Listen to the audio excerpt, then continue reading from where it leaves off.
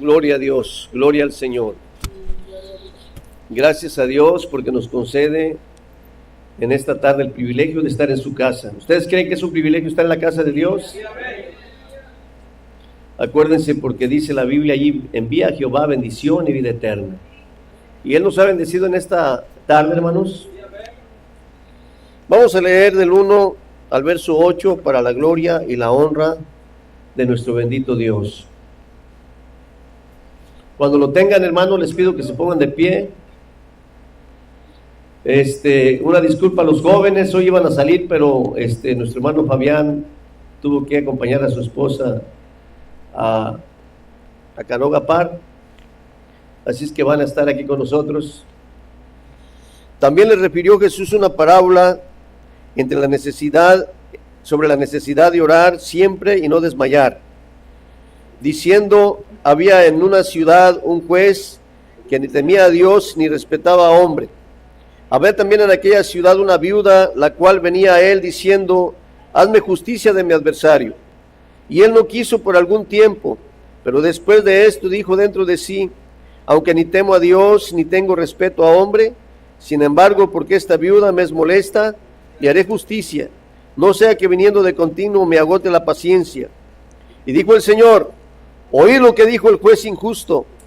¿Y acaso Dios no hará justicia a sus escogidos que claman a Él día y noche? ¿Se tardará en responderles? Os digo que pronto les hará justicia. Pero cuando venga el Hijo del Hombre, ¿hallará fe en la tierra? A ver, repita conmigo: pero cuando venga el Hijo del Hombre, ¿hallará fe en la tierra? Tomen asiento, hermanos. ¿Cuántos están esperando una respuesta de parte de Dios? ¿Cuántos están urgentemente esperando una respuesta de Dios? ¿Ustedes creen que Dios es justo? ¿Ustedes creen que Dios les va a responder? Gloria sea nuestro Dios. De eso se trata. De eso se trata la parábola de la viuda y el juez injusto. Se trata sobre la necesidad de orar siempre y no desmayar. Sobre la necesidad de orar siempre y no desmayar. ¿Por qué, hermanos, oramos y no recibimos respuesta? ¿Será que Dios ha fallado? ¿Será que Dios ha cambiado de forma de pensar? ¿O será que nosotros hemos fallado? Dios es inmutable. ¿Qué quiere decir esto? Que no hay ninguna sombra de variación en Él. Él no cambia. Él es el mismo ayer y hoy y por los siglos de los siglos. El Dios que se manifestó allá en el Sinaí, el Dios que se manifestó en Egipto, el Dios que hizo maravillas, que hizo milagros en Egipto, que humilló a Faraón y que humilló los dioses de Faraón, es el mismo, el Dios de Moisés, que abrió el mar en seco para que pasara su pueblo, el Dios que por 40 años alimentó a Israel en el desierto, el Dios que les proveyó desde que salieron de Egipto, les proveyó de alimento en un desierto donde no había tiendas para que fuesen a comprar, en un desierto donde no había fuentes de aguas, y que cuando tenían sed Dios les daba de beber, y que cuando tenían hambre Dios les daba de comer. Moisés, cuando salió de Egipto, no salió con una despensa para que en el desierto les diese de comer a los israelitas, pero sí salió con una confianza en ese Dios que les había dado prueba de que es el Dios único el Todopoderoso, el Omnipotente, el Proveedor. Gloria sea nuestro Dios. Él sigue siendo el mismo. El Dios que más tarde se manifestó en la iglesia primitiva, haciendo milagros y maravillas. El Dios que estaba con Pedro, el Dios que estaba con Pablo, Él es el mismo. Han pasado 2000 años y Él sigue siendo el mismo. Sus promesas siguen siendo fieles y verdaderas, dignas de confianza, dignas de que nosotros confiemos en ellas, porque provienen de un Dios todopoderoso. Gloria sea nuestro Dios. Y esta parábola nos lleva a eso. El Señor nos pone el ejemplo de este juez y esta viuda, para que nosotros entendamos que podemos confiar en Dios. Y dice la Biblia, también le refirió Jesús una parábola sobre la necesidad de orar siempre y no desmayar. ¿Orar cuándo? Siempre. O orar solamente cuando tenemos problemas. Solemos hacerlo. Solemos acudir a Dios solo cuando tenemos una gran necesidad. Pero cuando todo marcha bien, nos olvidamos del asunto. Pero el Señor nos está diciendo que hay necesidad de orar siempre. ¿Por qué debemos orar siempre? ¿Por qué debemos orar siempre? Porque al orar, hermanos, estamos teniendo una relación con nuestro Dios. Él quiere una relación entre nosotros, así como la relación que debe existir entre el esposo y la esposa, entre la familia. Siempre, en los momentos difíciles y en los momentos de abundancia, siempre. Orad sin cesar, dice la Biblia. Orad sin cesar. Pero lamentablemente, hermanos, no pasa esto con nosotros. Cuando se nos habla de la oración, pareciera, hermanos, que se nos está poniendo una carga pesada.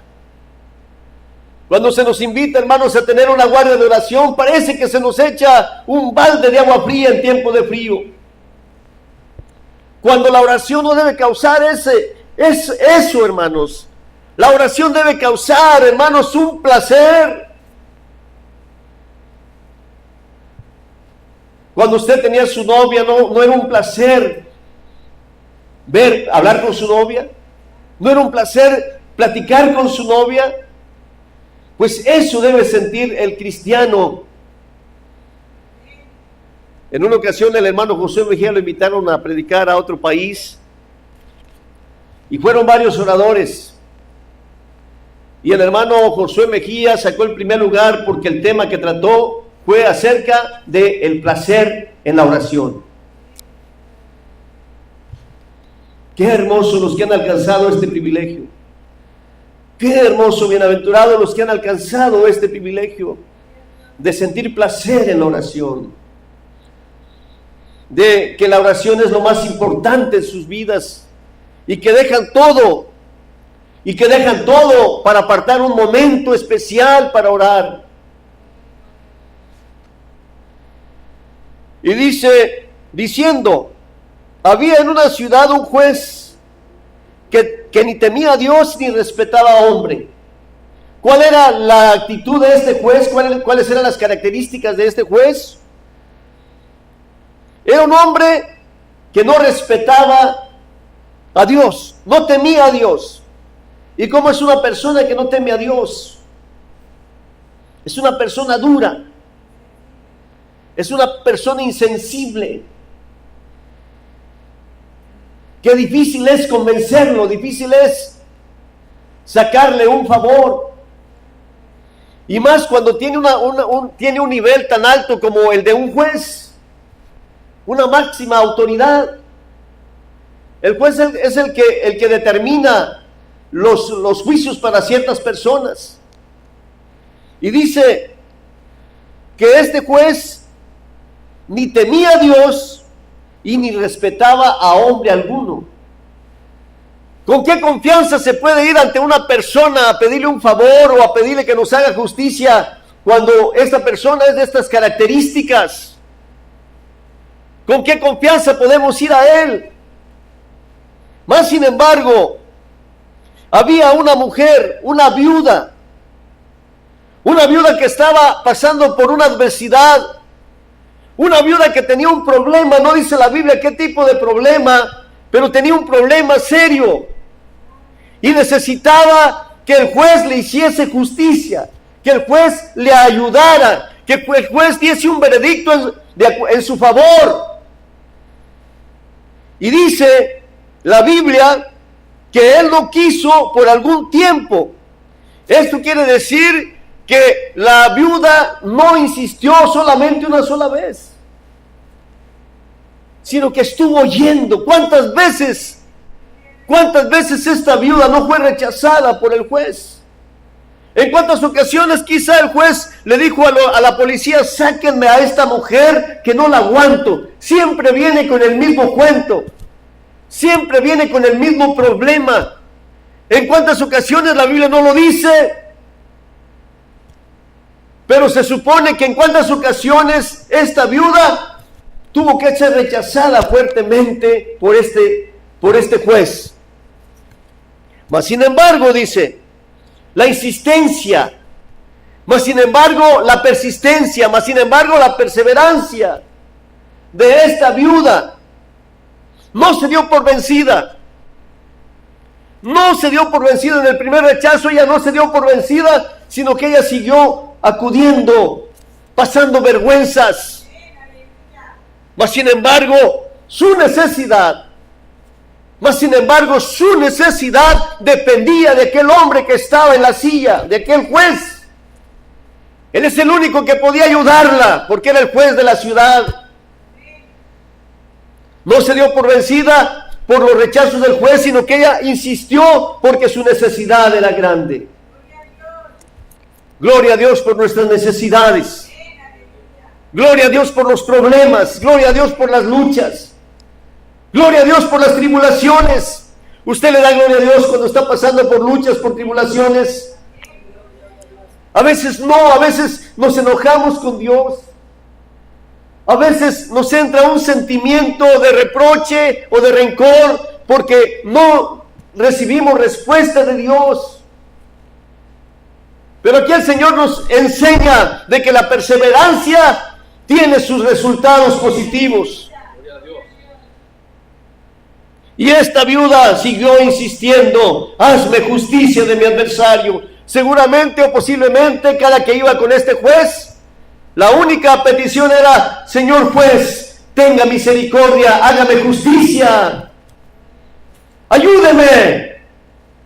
Y tanto fue su insistencia, tanta fue su perseverancia, que el juez dijo: para que esta viuda no me moleste, aunque yo no respeto a Dios, no tengo temor de Dios, ni respeto a ninguna otra autoridad, mas sin embargo esta viuda ya me enfadó, y para que ya no me siga molestando, le voy a hacer justicia. Gloria sea nuestro Dios.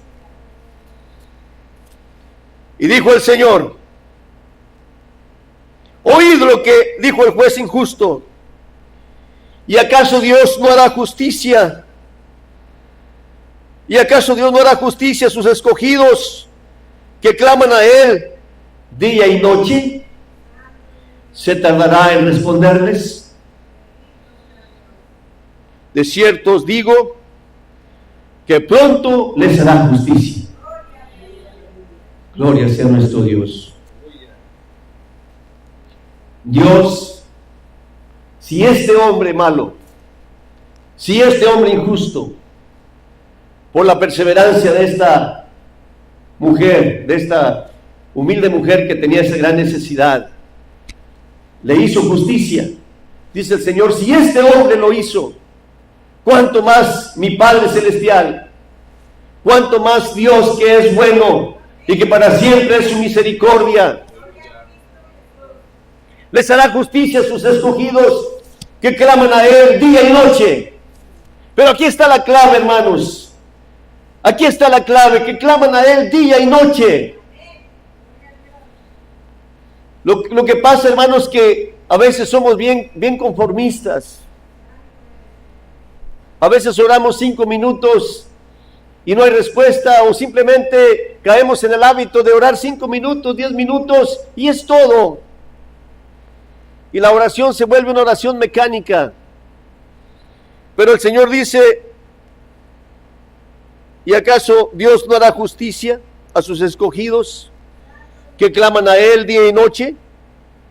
¿Se tardará en responderles? Os digo que pronto les hará justicia. ¿Qué dice el Señor? Os digo que pronto les hará justicia. Pero cuando venga el Hijo del Hombre, ¿hallará fe en la tierra? Pero cuando venga el Hijo del Hombre, ¿hallará fe en la tierra? Estamos viviendo tiempos difíciles. Yo no sé si ya los enfadé porque siempre digo lo mismo, que estamos viviendo tiempos difíciles. Yo no sé si usted nota esos tiempos o solamente yo estoy notando esos tiempos. Yo no sé si solo yo, como soy pastor en esta iglesia, el pastor titular en esta iglesia, siento que estamos viviendo tiempos difíciles, que la iglesia está pasando por una situación difícil. Yo no sé si usted lo nota, nada más yo lo estoy notando. Pero la iglesia está pasando por una tribulación espiritual. Como cuando vamos en un avión y de pronto una turbulencia se suelta en los aires y hace que el avión se suba y se baje y se estremezca el avión y parece que el avión se va a desbaratar por la turbulencia. ¿Cuántos han pasado por turbulencia? Se siente feo, ¿verdad? Se siente como que el avión se va a caer. Pues estamos pasando por una turbulencia, la iglesia está pasando por una turbulencia. Yo puedo ver rostros que están desalentados. Yo puedo ver rostros que ya no son los mismos de antes. Yo puedo ver hermanos que ya no los veo con esos deseos como cuando empezaron. Lo puedo ver en sus rostros. Lo puedo ver incluso en pastores. Estamos pasando por tiempos difíciles. Estamos, hermanos, cada vez que nos acerquemos a los tiempos finales, cada vez que nos acerquemos a los tiempos últimos, hermanos, la iglesia va a sentir más esa presión. Seguramente, hermanos, millones de demonios están sobre la iglesia día tras día, queriendo que la iglesia se desanime, queriendo que la iglesia se detenga, queriendo que la iglesia no avance hacia adelante, pierda la visión. Y están trabajando fuertemente. Y en muchos lo están logrando. Pero hay poder en la sangre de nuestro Señor Jesucristo. El cobarde vive hasta que, dice la Biblia, que el valiente vive hasta que, un dicho allá afuera, de que el valiente vive hasta que el cobarde quiere. Y así vamos a seguir mientras la iglesia no se ponga de pie, mientras la iglesia no se levante y se vuelva a las sendas antiguas. Así vamos a seguir. El diablo está usando todo su armamento, todas sus armas satánicas, diabólicas, para destruir a la iglesia. Pero la iglesia no está manca, la iglesia no está sola, la iglesia no está indefensa. La iglesia tiene su armamento poderoso. Y la oración es un arma poderosa que la iglesia puede usar. Porque las armas de nuestra milicia no son carnales, sino poderosas en Dios para la destrucción de fortalezas. Gloria sea nuestro Dios. Tenemos un Dios grande y poderoso. La iglesia no está sola. La iglesia puede ser sacudida. La iglesia puede pasar por adversidades. La iglesia puede ser atacada por el mismo infierno, pero hay una promesa para la iglesia. El Señor le dijo a Pedro, y yo te digo que tú eres Pedro, y sobre esta roca edificaré mi iglesia, y las puertas del infierno no prevalecerán contra ella. Alistia y Asaya. Dios está con nosotros. Dios es grande y poderoso. Pero necesitamos volvernos a la oración. Iglesia, necesitamos volvernos a la oración. Necesitamos usar la armadura de Dios. Toda la armadura de Dios, dice el apóstol Pablo, que nos pongamos toda la armadura de Dios para que podamos resistir en el día malo. Otro ejemplo, hermanos, en Lucas capítulo 11, el Señor presenta el mismo ejemplo.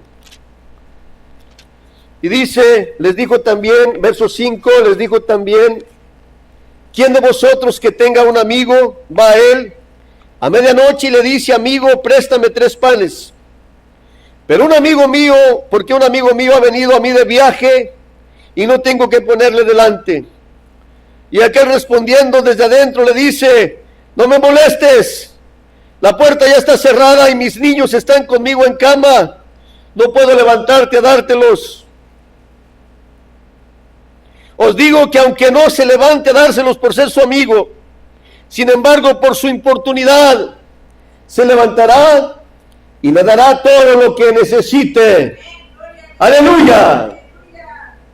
Y yo os digo, pedid y se os dará, buscad y hallaréis, llamad y se os abrirá, porque todo aquel que pide recibe, y el que busca halla, y al que llama se le abrirá. El Señor presenta el mismo ejemplo. El Señor presenta el mismo ejemplo.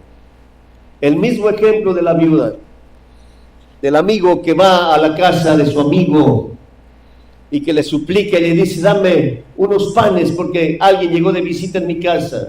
Las tiendas están cerradas y te pido que me des unos panes para alimentar a mi amigo. Y dice que su amigo le dirá, le dice, ya es noche, ¿por qué has venido a esta hora? No puedo dártelos, ya mi familia está dormida, mas sin embargo por la insistencia, el amigo se va a levantar y le va a dar los panes. Y yo os digo, pedid y se os dará, buscad y hallaréis, llamad y se os abrirá. Dios nos hará justicia, porque Él es bueno y porque para siempre es su misericordia. Dios responderá porque Él ha prometido respondernos.